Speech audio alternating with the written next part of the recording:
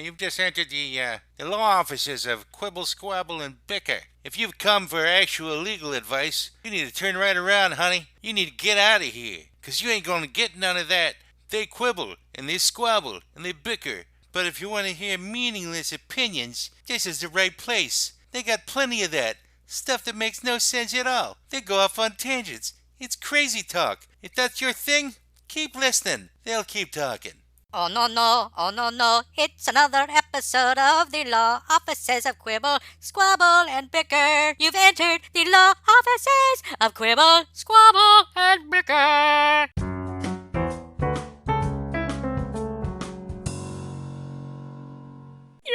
Welcome back to another episode of the Law Offices of Quibble, Squabble, and Bicker on this March 3rd, 2021.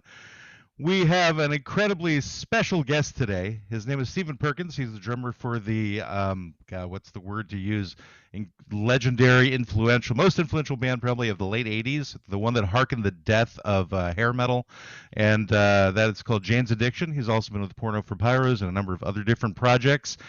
He's going to be helping us out later today with our client, which is Mars, Bars, and Stars. And so on that note, Brendan, I know you probably have your bigger finger on the pulse of questions to ask Stephen. So why don't you take this? Wow. Nice way to put me right on the spot. Well, I usually do it to Greg, so it's your turn. Oh, I see. Okay, fair enough.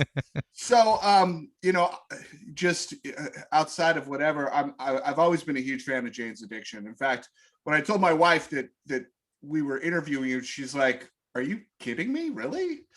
Because I used to make her mixtapes back when she was living in Minneapolis and I was in LA. And I remember one of them I had one of your guys' songs on, and it stuck with her. So how did you get involved in music in the first place? What was the driving force? I was a musician. I was mostly in it for girls and never really got good at my instrument. And so I'm always interested to hear that story. Except the girl instrument, right? Yeah, exactly. I didn't even really perfect that, to be completely honest. Well, it's like anything. You practice. You never work at it. It's a practice. So you're still practicing, which is good. And same with music. It's not a job. It's an experiment at all times to reflect who you are at that time and be in the moment. And I realized that at 8 and 10 years old, when I started listening to jazz drummers. Each drummer had a different personality. And I love Motown, I love rock and roll, but it seemed like the drummers kind of blended into one sound. But the jazz drummers were having conversations with the other instruments. John Coltrane and Elvin Jones, they were arguing, Miles and Tony Williams, they were laughing.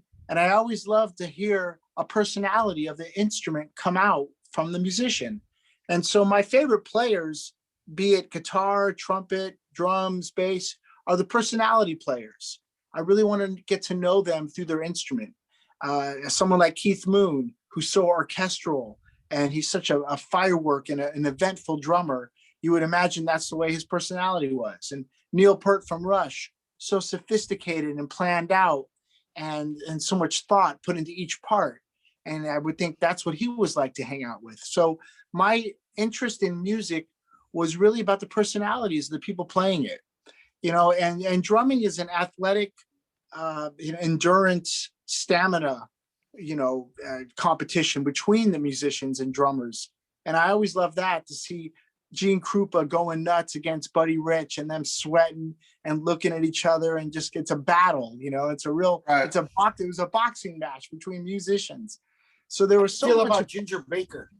Baker's a personality. But not a very good one, from what I hear. Not a very good personality.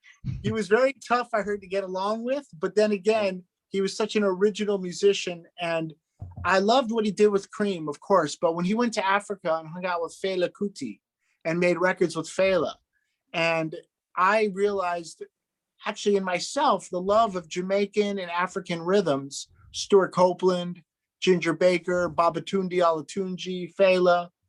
And you realize, even with Ringo and Charlie Watts from the Stones, if you take their parts and put them on a djembe or a bongo, they're based in African rhythms. And I grew up in Los Angeles, and there was always these great drum circles at Venice Beach. And I was kind of shy, you know, as a youngster, but I would get closer to these drum circles, and it really wasn't about technique or who was showing off. It was about this great social glue of everybody loosening up. And what I thought was incense, now I know better. You know, the smell of the drum circle. That helps. It's patchouli, right? Exactly, it was a patchouli. Yeah. You know, they say the word jazz came from jasmine because all the girls were dancing, and the jasmine perfume would smell up the scene, and it was a beautiful sound of music and sound, and the word jazz came about. I could be wrong, but I've never heard that before, but I'm willing to accept it because I had no idea where it came from. I heard that jazz was a euphemism for fucking back in the day. It was like, hey, I'm gonna jazz that girl tonight. Yeah, exactly. I heard that, seriously. Well, that's true. Jazz and rock and roll, it all was about sex, you know. It was another way to say let's bang. But, you know, I really loved music. I loved being part of the party, bringing the percussion instruments to the high school parties. You know, other people would bring party favors, be it smoke and drink. I would bring bongos and shakers. And I thought that's the way to loosen people up. And I got Actually, that was Greg's stripper name, was Bongos and Shakers. That's so true. You know, a lot of dollar bills came out of that. But and you know, there was always these different levels of being a drummer. You know, I started on a practice pad and pillows, and I learned how to bounce a stick off a surface. And then I got a snare drum, and then it was about getting some volume and technique.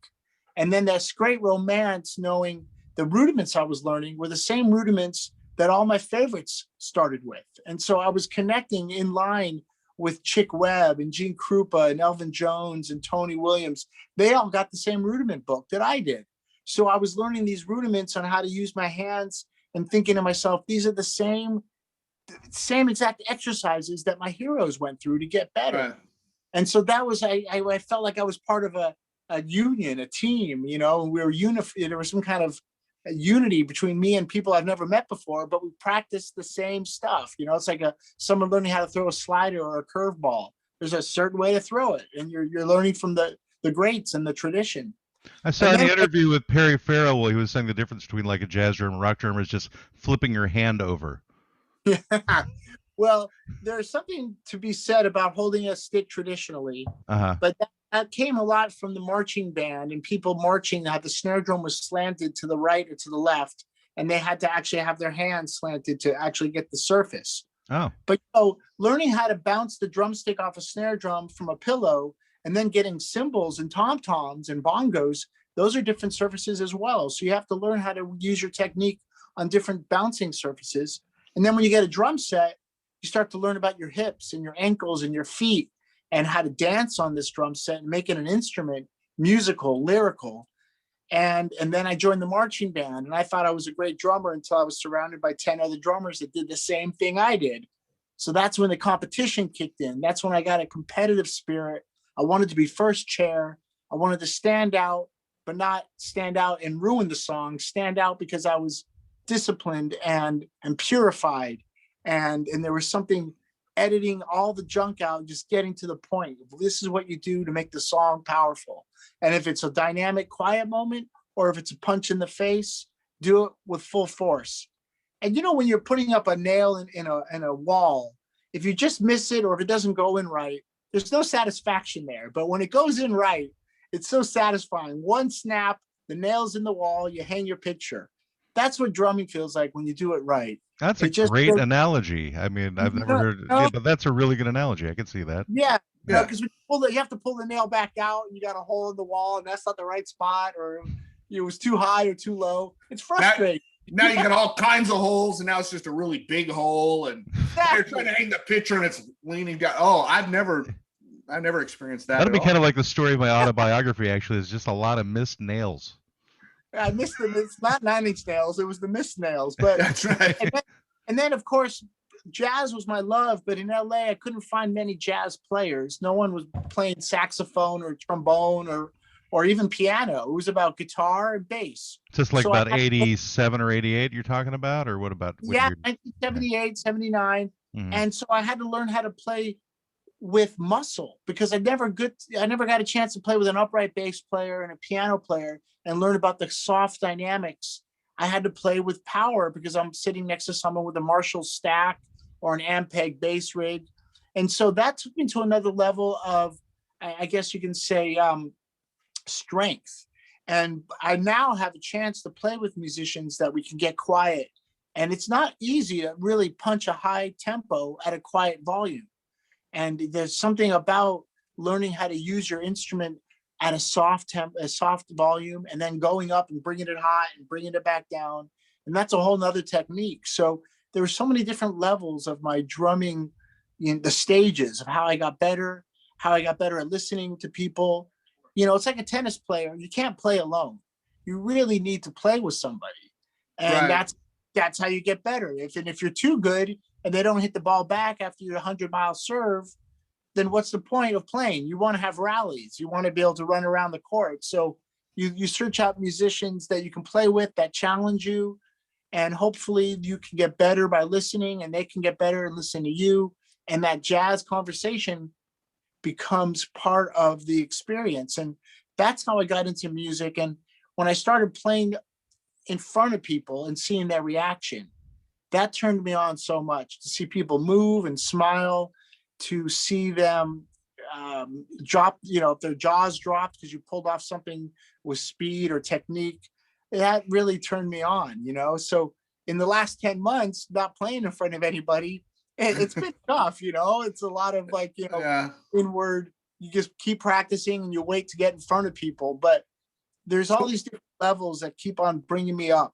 And I used to play only the records that I loved. And then I realized I should buy records I don't like and see what that does to my drumming. Greg, you have some of those, don't you? Yeah. Greg's got a whole box of records. So when was your first live performance? Like, when was the first time? Because I remember as I was not a musician. I'm not even good at it, but I remember doing music with people who were more talented than I, and getting up and doing that thing where you're in front of a crowd and all of a sudden there's this, I can't really describe, and I've certainly done my fair share of drugs, anything that even comes close to the feeling of a crowd of people cheering or singing along with words you wrote, because I was more of a songwriter. Gotcha. There's something magical. When was the first time that you experienced that? Well, believe it or not, I was 13 at my bar mitzvah. Nice. And, captive audience. After doing my Haftorah and my big speech in front of everybody in the synagogue. I remember that all too well. Yeah, I felt, my Hebrew name is Shlomo. Moshe here. Hey, thank you, man. So Shlomo here, couldn't wait to get to the party, and there was a band playing, and I got behind the kit, and we did Hot Stuff by Donna Summer. And I remember nice. my friends and everybody that came. My brother was older, all his high school buddies, and they were just tripping out. I nailed it. And I felt like not only did doing the Haftorah with Rabbi Zeldin make me a man, that moment really, really brought me to the level. Now I'm a man. And then a year later, at 14, I played at the Troubadour in Los Angeles. Wow. With some friends, and the band was called Champion. It was more like a Kansas or Styx. It was kind of like an uplifting. It wasn't very dangerous, but it was good players. They were. How do you get a gig at the Troubadour at the age of 14 though? How does that happen? Well, these were high school buddies that were 17. Oh, actually, my buddy Brian, his older brother, saw me play in the marching band, and he said, "Hey, man, we're looking for a drummer." So I was hanging out with 16 and 17-year-olds. And they booked the gig. And I realized at that age, all you got to do is book the gig, do a lot of rehearsal, put some flyers up, and you're there. You might not be liked, you might be hated, but at least you're doing it and you're learning. So this is like 1981, 82, something like that? Okay. 1981. And then me and Dave Navarro, we met in that year, and we started a more dangerous band called Disaster. So the first band was called Champion. I just went 180. I went into Disaster, and we dressed like Loverboy, but we sounded like Slayer. Let's just leave it at that. Was Navarro at your bar mitzvah too, or you just came? No, I met him. I met him about 8 months after I was bar mitzvah. Okay, because he has a lot of tattoos, and I noticed that it doesn't really seem like you have any. No, I'm just covered in flesh. Do you have any Because you want to be able to be influences? buried in a Jewish cemetery. I'm betting that's That's why you. right. Okay, I knew it. Yeah. Do you have any klezmer references in your rhythmic repertoire? I bet he does. I joined a klezmer band, and we played at my own wedding. A cat named Leo Chelyapov from Moscow. He moved to LA. He played clarinet, and like I said, I love jazz. It was like my connection to the Benny Goodman story. And this cat played klezmer, and he said, "Man, you know how to rock. Let's do this, and I'll teach you how to play in 7 and 9 and 11, all these time signatures that really weren't that friendly in rock and roll. And jazz, maybe, but Motown and rock and roll is usually 4/4 or maybe 6/8. And that was great because it was upright bass, it was clarinet, saxophone once in a while, and me on drums. And those klezmer tempos are popping, and the accents are very tight. Ba ba da da ba ba ba ba ba ba ba ba ba ba ba ba ba ba ba ba ba, and you have to be tight. It's almost like punk rock. It really is rocking, you know. You're pretty familiar with punk in like the 90s. Did you ever hear of a band called the Weird Lovemakers? Oh, Weird Lovemakers. I don't know. Are they Los Angeles or San Francisco? They were like Arizona. They're out of Nobody heard of them. That's my old band. Nobody heard of us. Nobody knew who we were. You see, the other day I found out that Greg had a listing on IMDb, and I'm like, why does Greg have a listing on IMDb? And then he's part of like some funny little concert film, and he was in this band, the Weird Lovemakers, which is a punk band back in the you said it was late 90s, early 2000s, Greg. When was that? Mid to late 90s. Yeah. So but you know what I love about punk rock? I mean, people don't understand. It's not just about angst. It was disciplined. You had to be a disciplined musician to play punk rock. They didn't just get up there and just bash around. They worked their butts off to really have this, like the klezmer music, these tight moments.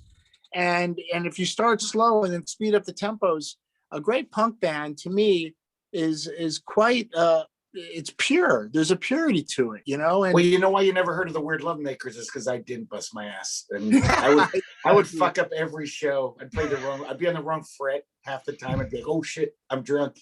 I'm not playing the song right. Well, I remember talking to some cats. Jane's Addiction did some shows with the Ramones, and they said, if you get off stage and you don't feel like you're having a heart attack, you didn't do it right. You got to get up there and give it all, and then you leave it on the stage, and then that's that, man. And you give it to them, and you blood, sweat, and tears is left there. And I always love thinking about Iggy Pop or some of the great athletes.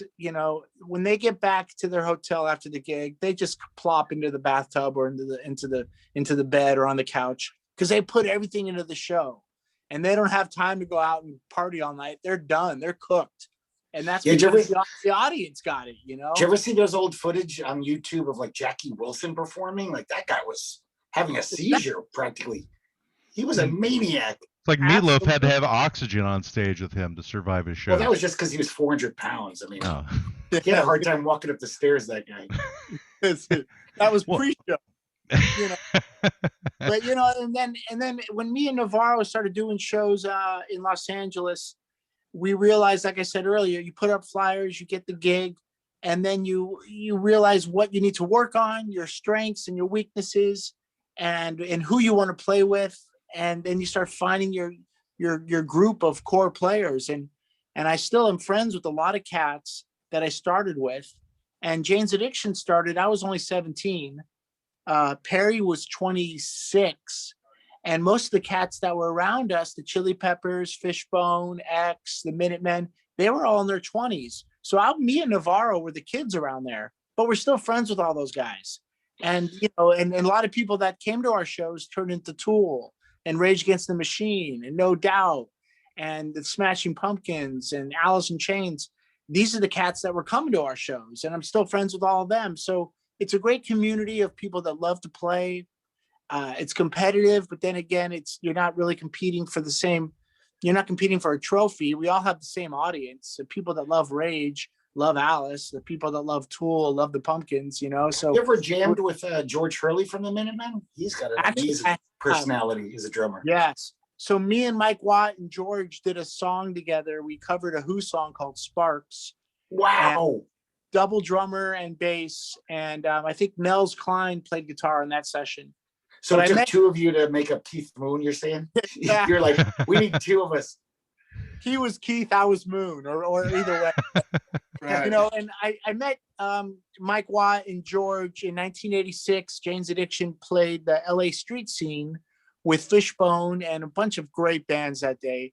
And Mike Watt gave me a hug. I'll never forget it. He goes, "Oh, my name's Mike Watt. Call me Watt. What's your name?" I said, "Perkins." He goes, "All right, Perkins." And he hugged me. And we've been in 3 bands together since then. A band called Hellride. He joined my band called Banyan.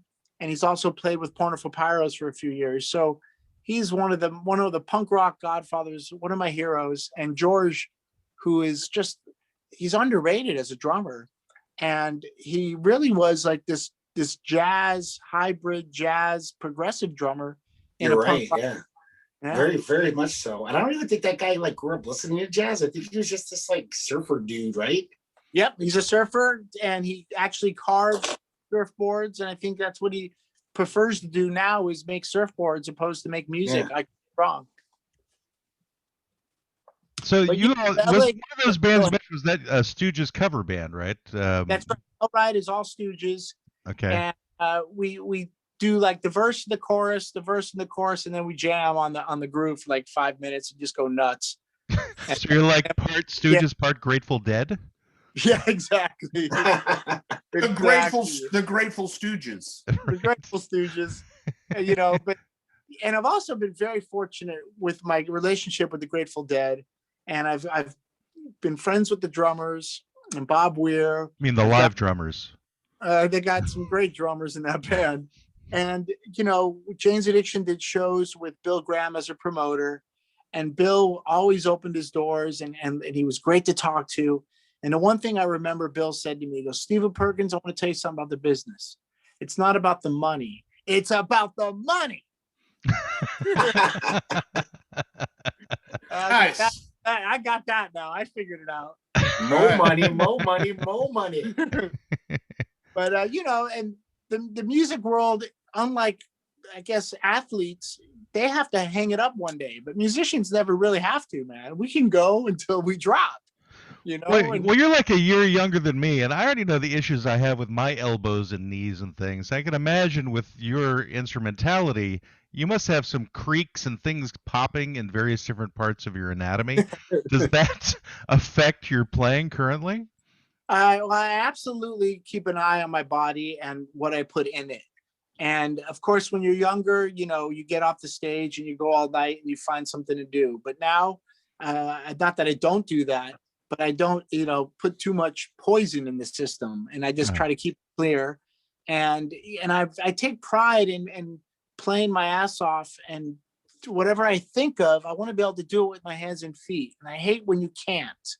And that's always so frustrating if I think I want to try something and I think my body's not going to let me do it. So I don't want those days to show up more often than not. So I drink water, I work out, I do cardio, and I play drums all the time. I mean, in the last year, I've been kind of going back to where I started with the Book of the Rudiments, because I'm not gigging at all, but I can sit down with this book of exercises and remember what I was like when I was 13, that romance I had thinking that the great drummers of all time used the same rudiment book. And I do that now, and it's challenging to bounce the stick correctly and use the elbows and wrists the way you're supposed to in tradition, because when you're rocking out, that goes out the window. So I do take it seriously on how the body and the mind work together. And, you know, there's nothing wrong with all-nighters and just 3 days in a row not sleeping, but as long as it doesn't affect your show or your performance, you know. And I was a drummer for 20 years, and I gotta say though, I think being a drummer is like being an athlete. I don't know if you can grow as old gracefully as guitarists. They got it easy. They just stand there and pluck a few strings. Because when I used to drum, I would be drenched in sweat, even if it was freezing in the room. My friend once told me he treasures this memory that we were playing in Chicago at a club, and it was a little chilly in there. and I took my shirt off and my pants. I was just playing in my underwear because I was so hot. And he said he looked back and he saw steam rising from my body. I love that. And he was so proud of me. He was like, you were drumming that hard, Greg. That's a beautiful vision. And you know what though?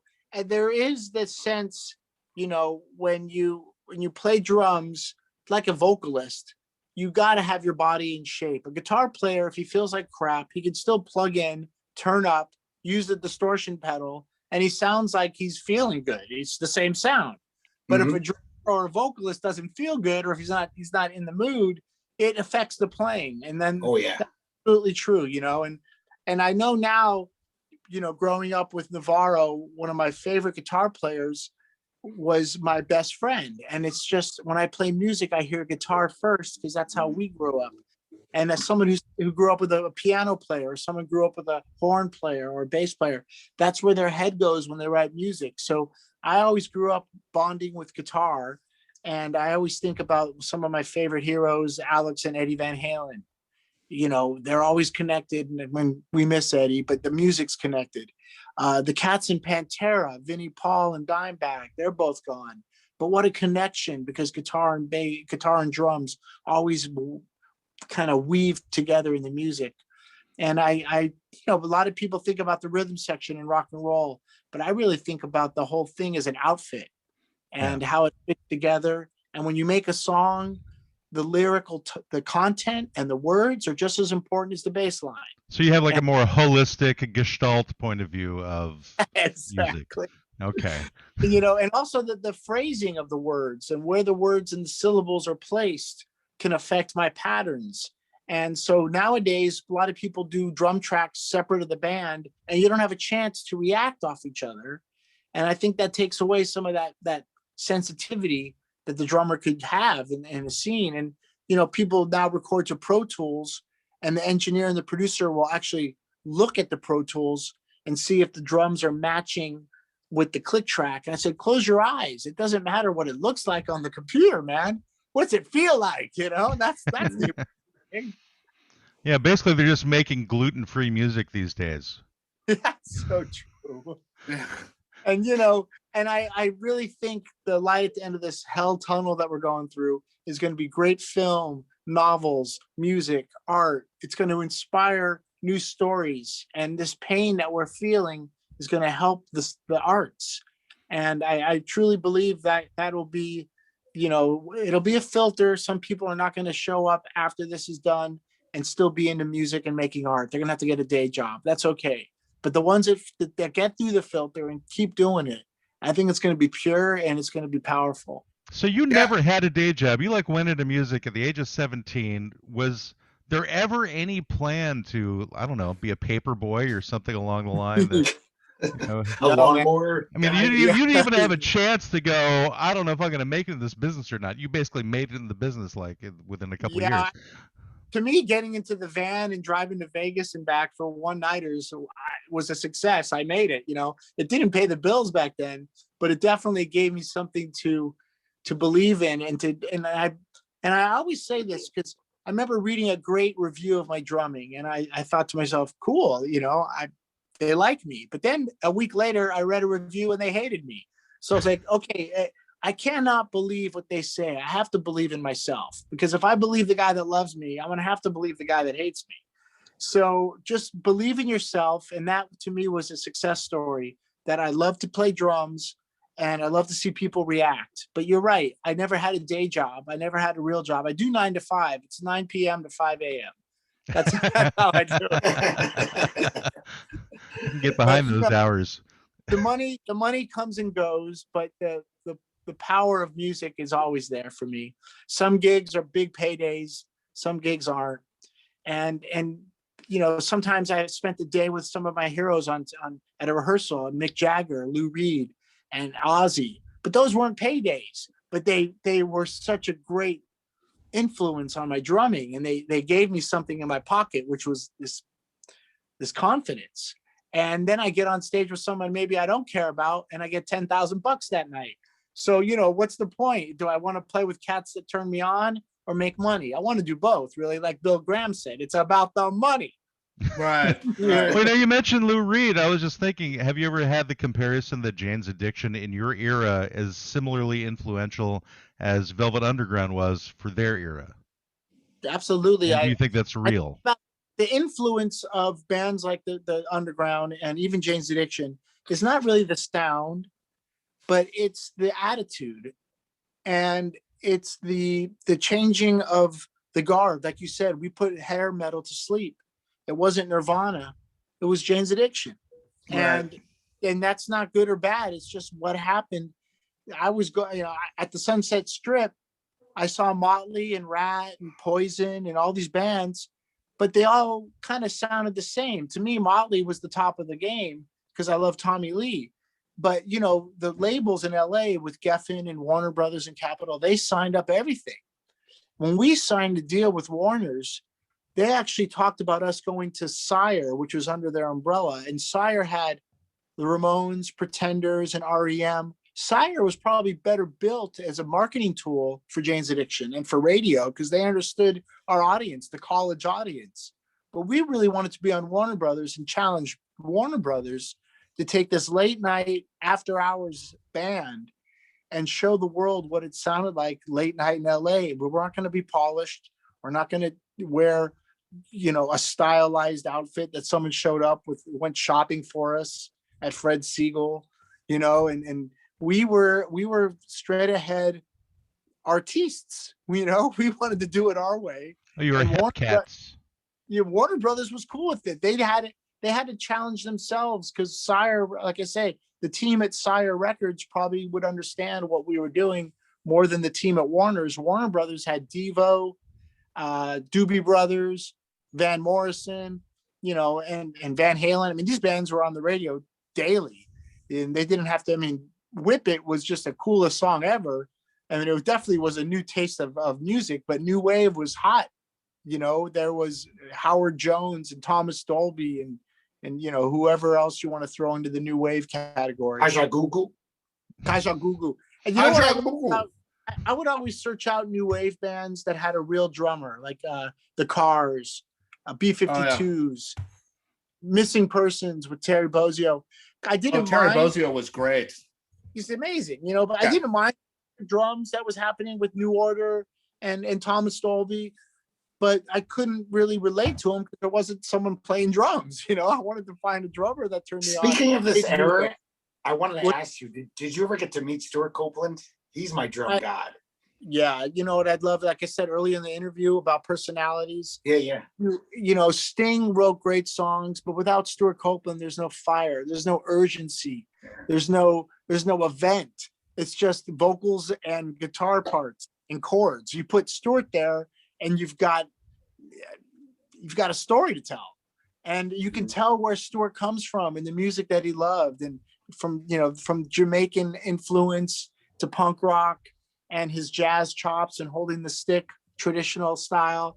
And I did meet Stuart, and those cats really changed the way the drummers were looked at. And that's one thing I do like about Jane's Addiction is a million things, but one thing I'm very proud of is when Jane's hit the scene, a lot of the drummers were imitating Tommy Lee, and they all were potatoes. You said they were all potatoes? There was a lot of meat potato drummers, Okay. which was great. But after Jane's Addiction, you had Primus and the Pumpkins and Tool and all these drummers that Pearl Jam. Every drummer sounded different from each other. It wasn't bash doom got the doom got the doom. No, every drummer had something to say. And I'm not sure if Jane's had that influence, but after Jane's, I noticed the drum world really had a great, colorful scene. And that's what Stuart Copeland did to the drum world. He made a lot of drummers realize you can be different and still not get in the way of the song. I remember hearing Ringo say as a kid, play for the song. I didn't know what that meant as a youngster. And now you realize you have to stand out, but never step on the tune. Right. When I was sorry. And I was going to say, for those people who are listening who aren't drummer aficionados, who would you say are, say, maybe the top 4 or 5 drummers that are currently making music that you go, that guy, that girl, they get it? They got the goods. Well, there's different the genres of music are so important when you bring that up. Sure. You know, well, I was so into heavy metal as a youngster, and then I got out. But when Pantera showed up on the scene and Vinnie Paul was there, I said, you know what? I'm going to get back into metal because this drummer is turning me on. And the same thing happened with Slipknot, the drummer Joey Jordison. Okay. It was the drummer that brought me in. And about 15 years ago, a band called Mute Math, a drummer named Darren King. Darren turned me on. And so it's sometimes it's not the music that I love, it's the drummer, and then the music will follow. And I think that's really what I hear. My son is 11, and the last year or so, he's been playing 21 Pilots. And I like what I hear coming out of that band. It's only 2 guys, you know? And then he's playing guitar and he puts on the White Stripes. I'm like, I'm liking it more than ever to hear my son play along to the White Stripes tunes, because, you know, the drum parts are simple, but they're completely connected. And Meg and Jack are like this one sound. And so I think, you know, it's tough because a lot of people are writing beats with a computer, and it's not a bad thing or a good thing, but they're not sitting at a drum set and they're writing with the machine. And that to me is a great challenge. I remember putting on hip hop records and trying to imitate these drum sounds. And it was like, I was like, how does a person do that? Well, no, it was written on a machine. Yeah. And it was, you know, but the direction of all drummers, the hybrid of technology and organic music together is really changing the sound of drumming and where that's headed. I'm very fortunate to have a great circle of musicians in LA that I love to play with. And, you know, seeing Dave Grohl or Taylor Hawkins play, in Chad Smith and some of, you know, even though these bands are 10, 15 years old, they're still drummers that got guts, punch. And that's what I love when I hear a drummer say something behind the kit. And sometimes the music, like I was saying a minute ago, after COVID, I have a feeling you're going to get this rebirth of musicianship and hot shots, you know, and there's a pyramid and it takes all the musicians to make it, but there's only one guy on the top. And that top rock changes, you know. The top rock was Hendrix once. Maybe it was Clapton. Maybe it was Jimmy Page. Maybe it was Eddie Van Halen. But the pyramid's there, and the top rock always changes. So I'm always got my eyes out for the next big thing. But also, it's usually a great band that brings it up. You know, it brings the drummer to the next level. And hopefully, there's a bunch of guys playing right now that we haven't heard of. They're going to come out in the next year or so and just like, oh man, that's where it's at. I was always expecting like all the guys who were beating on 5-gallon containers outside of subway stops in different parts of the country, that they would be like the next generation of major drummers, because they got the most practice. You know, and they got instant gratification. Yeah, that's I call those. Yeah, the trash can bangers. I love that though. You know, I mean, you make it out of whatever you can get your hands on. And I'm very fortunate to have this drum set behind me. And I wake up, and if I don't feel like playing, I remember what a fortunate life I have. I never had a real job. I've got a drum room in the back of the house. Go for it. You know, don't forget this. Don't look at it and go, and it's just another day. No, man, it's a day to get your drum on. I bet you have drums like throughout your house. It's probably not just this room. You probably have drums in every room of your house. In the bathroom. That's right. Some bongos. Bongos. While you're taking a dump, you can practice some bongo riffs. Constantly like, what are you doing in the bathroom, kid? I wanted to ask you about was the band named Destruction, did you say? Disaster. The first Disaster. What kind was that? Disaster, punk? Yeah. Was that punk or just hard rock? No, it was, like I said, we kind of dressed like the band Loverboy, but we had more of a Slayer, thrash metal influence. Oh, so like the thrash metal. So Slayer with sweatbands? Yes, exactly. Yeah, headbands and colorful leg warmers. Yeah. You know, but I've got the demos and I've got a couple of live recordings, and you know, I can tell that me and Navarro were definitely onto something. You know, the other guys were good players, but me and Dave would stand out as like, I guess in a sense, fireworks. There were some big events going on with me and Dave's playing, and when we started with Jane's Addiction, which was a great thing because Perry and Eric, the other two members, they wanted to tell stories with their music, and me and Dave wanted to show off our chops, and that's really the sound. That's the sound of Jane's Addiction. Is these. Eric was influenced by Joy Division and Bauhaus and Echo and the Bunnymen and Susie and the Banshees. There wasn't many fireworks in them playing, but these great songs. And stories, Perry, and Perry would write poems, not lyrics. He wouldn't say verse 1, verse 2, chorus, bridge, verse 3. Here's my poem. So he was like Jim Morrison for you guys. Yeah, let's write a song around the poem. One line's got 6 words. The next line's got 11 words. And then there's a chorus, but it doesn't really repeat itself. It happens once, and then we don't have to go back to it. How do you write a song around that? So there was this new, for me and Dave, especially at 17, this new fresh canvas to work with these cats that had new ideas. And those cats were thinking, look at Dave and Perkins. These guys can play the hell out of their instruments. What are we going to do with these guys, you know? Well, it's interesting, since you bring it back up to Perry Farrell, and we haven't actually discussed our client yet for today.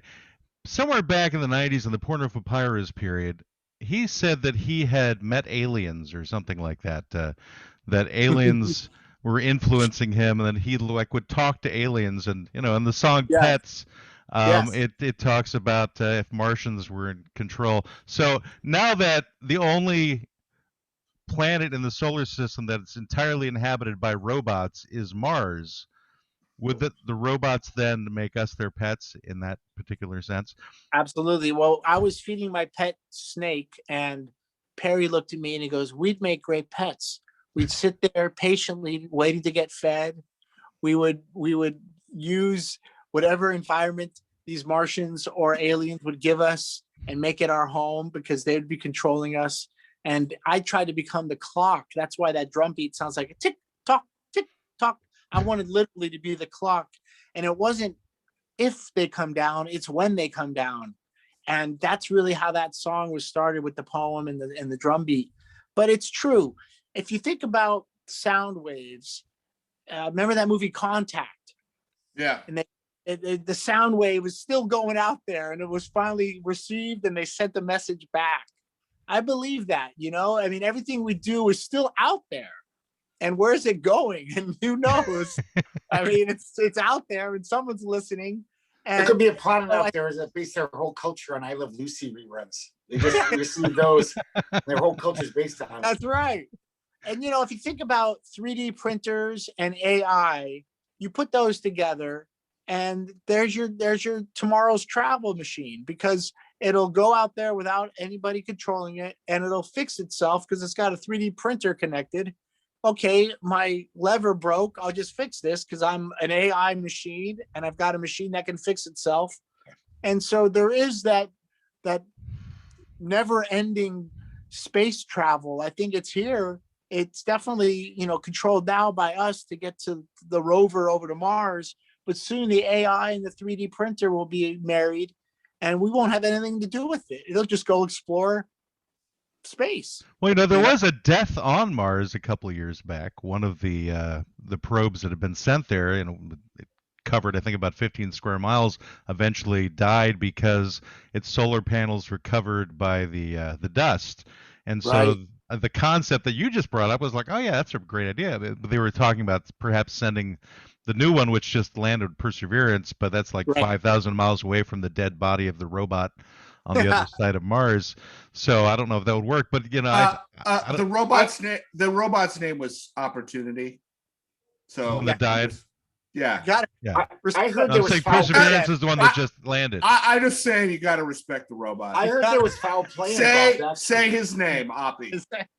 They say foul play was involved in that. I heard it's not cut and dry, as they say. Yeah, exactly. So in other words, the native Martians decided that we can't have these interlopers anymore. We got to send Lieutenant Columbo up there in a spacesuit to solve this. Columbo. Was he cryogenically freezed so that, because he's not alive, Greg? His brain is. They froze his brain because it was so brilliant. So just send the brain up. Yeah, Peter Falk and his Columbo character. You're right, man. He can figure anything out, and with a sense of humor too. So come on. Yeah. I've So, been practicing but my- there's something beautiful about deep sea exploration and deep space exploration. And we're not sure, did we all come from Earth, or are they already aliens here? Something landed here and spawned life in the ocean, spawned life on the ground. He's got my theory. Matt thinks that Adam and Eve were aliens.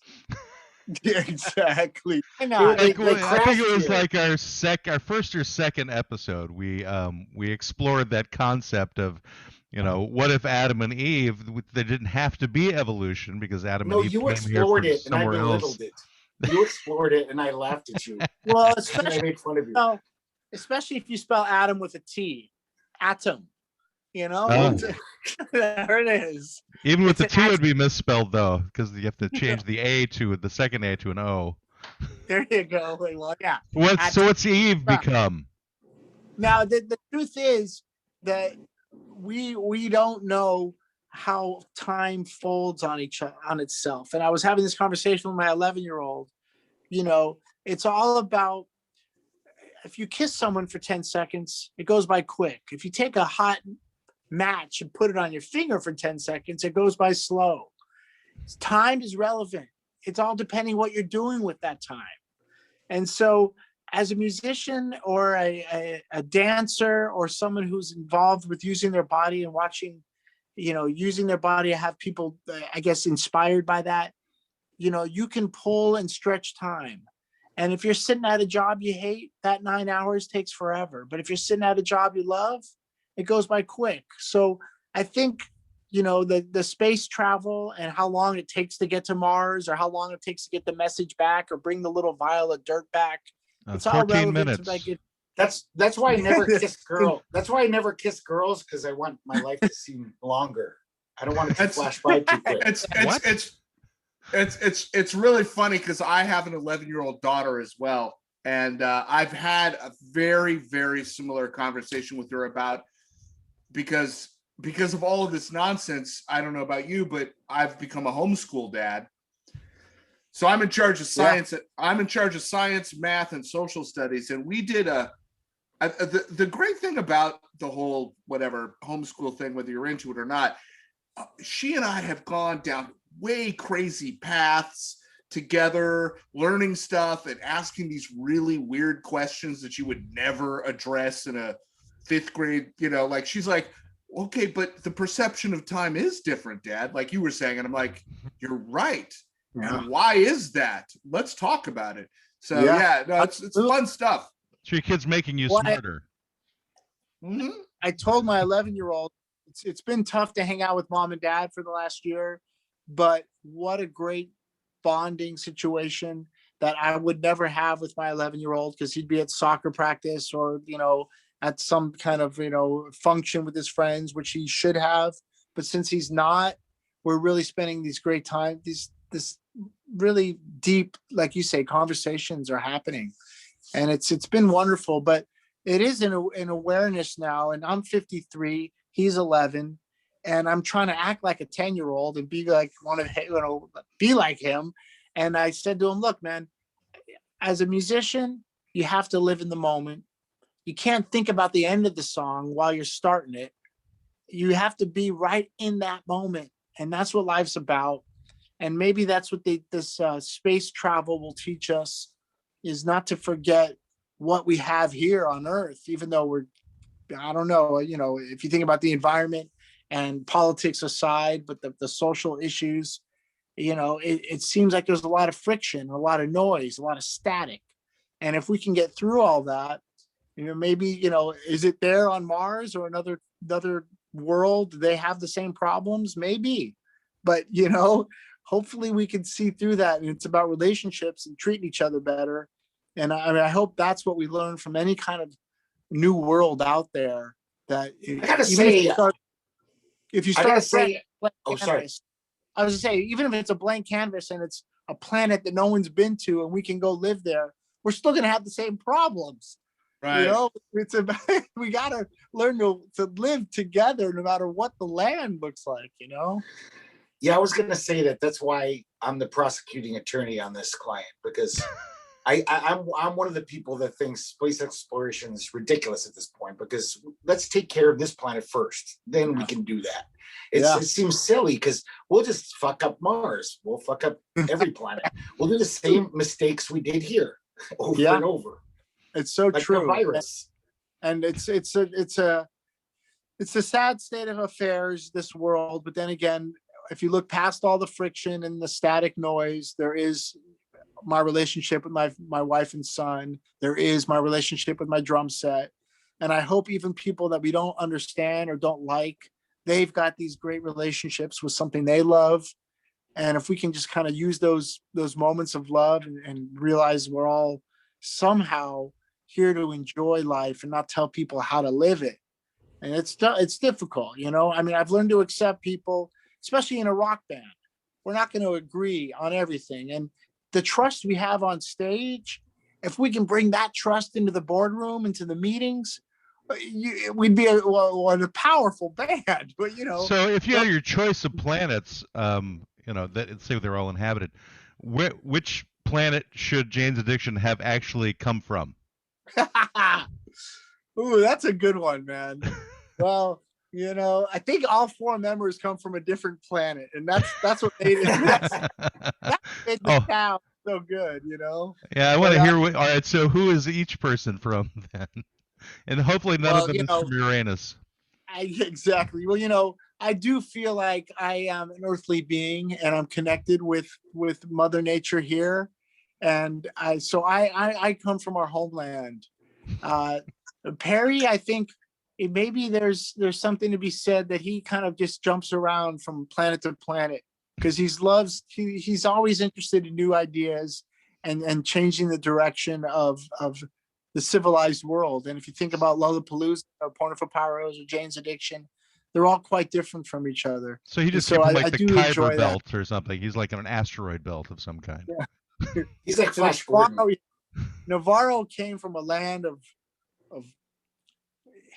I don't even think we found that planet yet. He came from the planet of tattoos. Dave's an original. There you go. He's a true original. He's a true original. He really is. And his sense of humor to me is always at the base of our music. And even though we're somehow a dark and late night gothic band in a sense, there's something funny and good times about us. And when Perry says 3, 4, bam, it's really about growth and birth and love and sex. It's not about kicking things over and breaking stuff. So I think we're all from a place that we want to help heal, some kind of healing planet with fresh air. And it's hard to say, man, because I think now that we've all grown up and Perry's in his 60s and me and Navarro in our 50s, we haven't really grown up at all. You know, my mom said, "What do you want to do when you grow up?" I said, "I want to be a drummer." She goes, "You can't do both." You can't grow up and be a drummer. Jane's Addiction did advocate shoplifting, though. You guys did have some bad messages in your music. That's true. No, we got caught stealing. We're not recommending stealing. Yeah. It's a caution. caution. Like they're telling a story, Greg. They're just explaining it in incident. But that song was that song Greg, was so great. It's a cautionary tale. That song was so great. It made shoplifting seem fun, though, because you guys put such a good song behind the lyrics that it made it seem fun. You know, everyone stole something. Dave stole your girlfriend. You know, I stole the show. And and Perry took everything else, you know. Well, I heard Taylor Hawkins call your drumming as sublime. Oh, that's great. Because I wonder, how do you get the word sublime? Is it beneath the lime? Where does it? It sounds pejorative. Like a man after my own heart. You should be the extra Quibble on our show. It's true. That is a very Quibble thing to say. It's like below lime. Below lime. So then, what would be Is it a above key lime? It's a key lime, maybe. A nectarine? Smaller lime. Key lime. Nectarine's like a fake peach. So would it be super lime if it was above lime? The super lime, man. Yeah. That's bad though. Super Lime Man would be a great superhero. You know, Super And you lime can't- man. So does that You know, mean and is that also- a Is there some kind of association with using lime in dead bodies? Do I have that right? Sure, go right ahead. sure? If you want Go to, ahead. if you want to bury people with limes in their mouths, Yeah, exactly. or if you're like trying You know- to get rid of one, like No, I know that. I remember hearing Taxman by the Beatles, and the Taxman's counting the money at the beginning. 1, 2, 3. He's not counting the song. He's counting the money. I never Kind knew of that. I never got that. That's amazing. But I really enjoy talking to you guys. I've got a session here. We're gonna get back to it. But thank you, man, for having me. And I would love to do it again. Yeah, we thanks really so appreciate much. it. I'm sure we could probably go on for another 2 or 3 hours because you've been Yeah. awesome. Yeah, you've been Totally great. appreciate Thanks it. so much for being here. I really appreciate it. Hey, can you hit We like all one of do. your gongs before you go, though? Let's do I it. know you've got like a bunch of gongs or something back there. Something. There's like a million. He went back- There we go. Whoa. Oh, God, that's a lot of drums. I know. That's That's, a- too many. Too many. That's a drums. lot of percussion back there, my friend. He went I'd back be like 50 confused. feet. I know. I was like, Stick, man, a big stick. Well, thank you very It's- much, Stephen Perkins, for showing up on the Law Offices of Quibble, Squabble, and Bicker. We greatly appreciate it. We'd love to have you on again. And Love to do it. and I guess we'll just kind of end it there. Here we go. all right, Bye, bye. guys. Bye. You've left the offices of Quibble, Squabble, and Bicker. It's over. It's over. It's time for you to go home. It's over. It's over. Go away now.